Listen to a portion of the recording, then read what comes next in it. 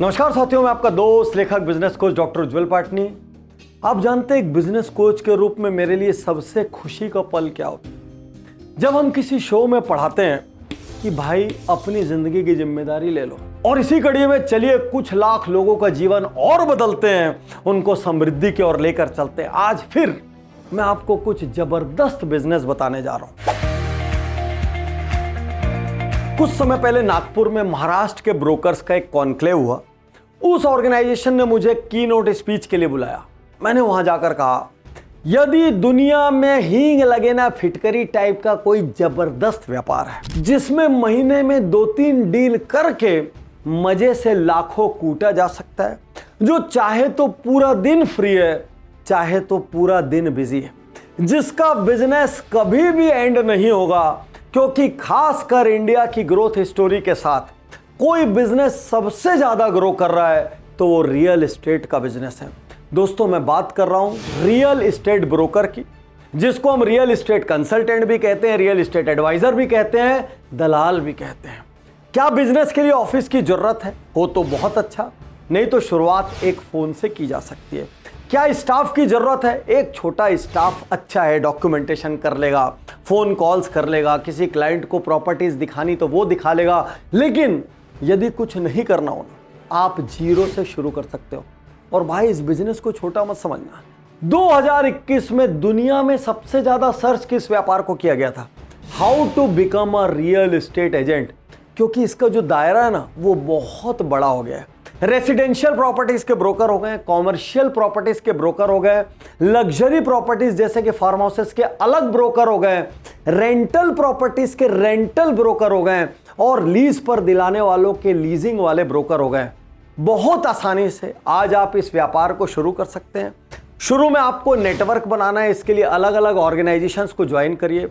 अपने पुराने से लेके आज तक के जितने परिचय उन सब को खंगालिए, उन सब को मैसेज करिए कि यदि आपको कोई भी प्रॉपर्टी लेना बेचना है तो आप मेरे से संपर्क करो। शहर में 4-5 ब्रोकर से मिलने जाओ, उनसे बात करोगी, सर मैं आपकी प्रॉपर्टीज को अपने क्लाइंट्स को बेचने में मदद कर सकता हूं। जब जब आपके पास कोई भी प्रॉपर्टी आए आप मेरे को भी बताएं। तो एग्जिस्टिंग ब्रोकर के लिए आप एक सब ब्रोकर की तरह हो गए, और आपके लिए वो शुरुआत का जरिया हो गए, क्योंकि शुरू में आपके पास प्रॉपर्टी कहां से आएगी, आपको कौन बताएगा। तो आपको शुरू में करना है कि कुछ ब्रोकर से कॉन्टैक्ट में आइए, उनके पास जितनी भी प्रॉपर्टीज की अवेलेबिलिटी है उसको अपने पास डॉक्यूमेंट करिए, बढ़िया बढ़िया व्हाट्सएप बनाइए। उस व्हाट्सएप के साथ जितनी डिटेल में आप डाल सके, जितने well arrange well structured format में आप बना सकें, अपने पूरे नेटवर्क को वो भेजिए। वहां से जिसकी भी इंक्वायरी आई आप यहां से उसको दिलवाइए। बीच में आपके पास थोड़ा सा कमीशन हो जाएगा।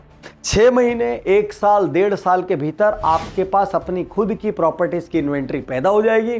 लोग डायरेक्टली आपके पास बाइंग और सेलिंग के लिए कांटेक्ट करेंगे। थोड़ी सी बोलने की कला हो, भीतर में ईमानदारी और पारदर्शिता हो, क्योंकि इस बिजनेस में बहुत सारी नेगेटिव धारणा है। ये शेडी बिजनेस माना जाता है। लोगों को लगता है यार प्रॉपर्टी में फंसवा ना दे कोई।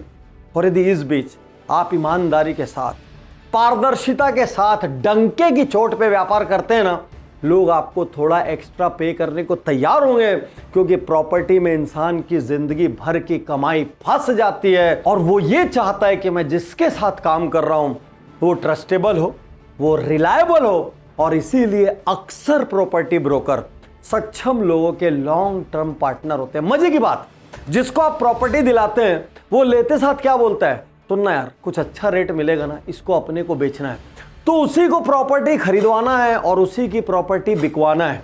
कुछ परसेंट लोग ऐसे होते हैं जो सेल्फ यूज के लिए खरीदते हैं, और बहुत बड़ा परसेंटेज ऐसा है जो इन्वेस्ट करने के लिए खरीदता है। तुरंत शुरू होने वाला बिजनेस, न्यूनतम लागत में शुरू होने वाला बिजनेस, चारों तरफ खूब भीड़ दिखती है, उसके बावजूद थोड़ी सी मेहनत से आप अपने लिए जगह बना सकते हैं। Earning sky is the limit. Geography अपने शहर से शुरू करिए, बाद में अपने पूरे राज्य की प्रॉपर्टी बेचिए, धीरे धीरे दूसरे राज्यों में नेटवर्क खड़ा कर लीजिए। और यार सब कुछ डिपेंड करता है भूख कितनी। जिस भी घर में बच्चे हैं और घर जरा भी ठीक ठाक है, या माँ बाप बच्चों से जरा भी प्यार करते हैं, तो एक फंक्शन पक्का होगा, वो है बर्थडे सेलिब्रेशन। KG 1 से शुरू करके यहां तक कि स्कूल में एडमिशन से पहले क्लास 9th 10th तक बच्चों के बर्थडे मनाए जाते हैं। मतलब एक बच्चा 14 साल तक लगभग आपको व्यापार देता है। अब यहां पे मल्टीपल बिजनेसेस पैदा हो जाते हैं। फर्स्ट, गेम ऑर्गेनाइजर का बिजनेस। यदि बर्थडे पार्टी होगी तो वहां पर गेम्स होंगे।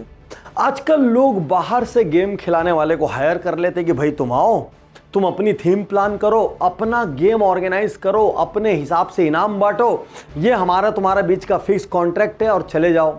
जनरली पार्टी कितनी देर की होती है? 2 से 3 घंटे की पार्टी होती है। एक दिन में 1 पार्टी भी की जा सकती है, 2 पार्टी भी की जा सकती है। इसी बिजनेस को एक लेवल और आगे लेके चलते हैं। Rental toy provider. आपने गेम्स का एक सेट बना लिया जिसको बनाने में आपको 25 से 50 हजार रुपया मैक्सिमम लगेगा। उसमें 10-15 गेम आपके पास आ जाएंगे। आप अपने एक ऑटो में गेम्स को लोड करके वहां पे लेके जाते हैं। वहां पे 3 घंटे के लिए आपके टॉयज पड़े रहते हैं। बच्चे उन टॉयज से खूब एंजॉय करते हैं। टॉयज प्लास्टिक के होते हैं, फाइबर के होते हैं, फोम के होते हैं, वुड के होते हैं और अक्सर उनकी लाइफ सालों साल होती है, कुछ नहीं होता उनको। और हर जगह से आप उस टॉय का रेंटल अलग से लेते हैं। अब ध्यान से देखिए, आप एक तरफ पार्टी को ऑर्गेनाइज करने की फीस कमा रहे हैं, दूसरी तरफ आप टॉय को रेंट करने की भी फीस कमा रहे हैं। और यदि इसी बिजनेस को थोड़ा और सीरियस रूप में करना है तो आप जंपिंग जैक जैसी चीजें खरीद लीजिए। उनको ले जाओ, हवा भरो, लगा दो, बच्चे उसमें 4-5 घंटे खेलते रहते हैं। मुश्किल से 7-8 जगह लगाते साथ उसकी कॉस्ट वसूल हो जाती है। उसके बाद जो कुछ है सब नेट प्रॉफिट है। और यदि आप शहर की जितनी भी होटलें हैं जहां पर हॉल है, जहां पर लगातार ऐसी पार्टीज होती हैं, आप उन होटल्स के साथ टाई अप कर लीजिए। आप थोड़ा सा रेवेन्यू शेयरिंग कर लीजिए, देसी भाषा में जिसको कमीशन कहते हैं।